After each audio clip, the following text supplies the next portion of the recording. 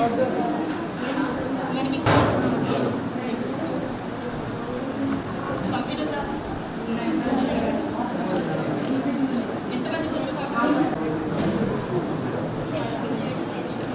Shutdown చేయండి. మరి open చేసిన తర్వాత ఏం చేస్తారు? మీకు 10th స్టాండర్డ్ చెప్పాలి. ఫిజిక్స్ కానీ కెమిస్ట్రీ ల్యాబ్ క్వశ్చన్స్ అర్థమవుతున్నాయి. ఎట్లా చెప్పిస్తే ఏం చేస్తారు?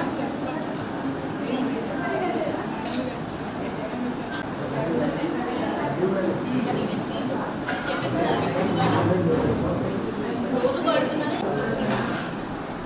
మీకు కూడా వచ్చే వాడతాం అది.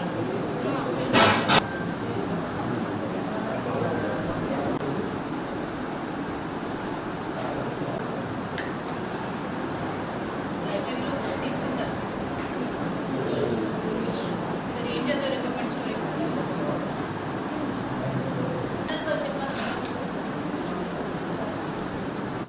ఈరోజు ముప్పారం గ్రామంలో ధర్మసాగర్ మండలికి చెందిన కేజీబీవీ విజిట్ చేయడం జరిగింది.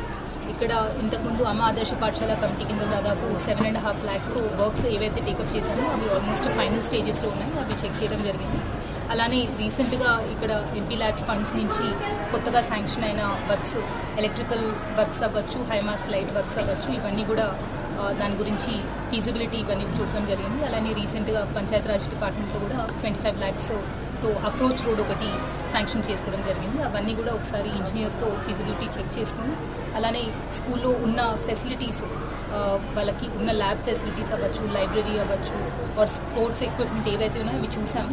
అవన్నీ కూడా అదనంగా ఇంకా ప్రొక్యూర్ చేసుకోవడానికి రీసెంట్గా మనకి స్టేట్ నుంచి బడ్జెట్ వచ్చింది కాబట్టి అవన్నీ కూడా గైడ్ చేసుకుంటూ వాళ్ళకి ఇంకా ఎక్కువ ఫెసిలిటీస్ కల్పించడానికి డిస్కషన్ చేసుకోవడం జరిగింది. అలానే మనకి మెన్యూ ప్రకారం ఫుడ్ ఇంప్లిమెంటేషన్ జరుగుతుందా లేదా చెక్ చేసి పిల్లలతో ఇంటరాక్ట్ అయ్యి ఫుడ్ కూడా తీసుకోవడం జరిగింది. యాజ్ పర్ మెన్యూ మంచి క్వాలిటీ ఫుడ్డే ఇక్కడ అందజేయడం జరుగుతుంది. అండ్ రెగ్యులర్గా మనకి హాస్టల్కి మెడికల్ ఆఫీసర్ కూడా వచ్చి వాళ్ళకి ఇంతకుముందు మనం ఇచ్చిన హెల్త్ కార్డ్స్లో కరెక్ట్గా వెరిఫికేషన్ చేసి ఎవరికైనా ఇబ్బంది ఉంటే శాంపిల్స్ కూడా మనము టీ హబ్కి పంపించుకొని వాళ్ళకి కావాల్సిన మందులు కూడా మనం రెగ్యులర్గా అందజేయడం జరుగుతుంది. సో వాళ్ళు రిక్వెస్ట్ చేసిన కొన్ని అడిషనల్ వర్క్స్ మనకి స్పోర్ట్స్ ఎక్విప్మెంట్ అవ్వచ్చు, ప్లే గ్రౌండ్ అవ్వచ్చు, కొన్ని మైనర్ రిపేర్స్ ఏవైతే రిక్వెస్ట్ చేశారో అవన్నీ కూడా త్వరలో ఎస్టిమేట్స్ చేసుకొని ఫర్దర్ ప్రాసెస్ తీసుకుంటామనేది కూడా తెలియజేస్తాం. ఇంతకుముందు పాత SC hostel, BC hostel, irrigation quarters 3 empty buildings ఉన్నాయి.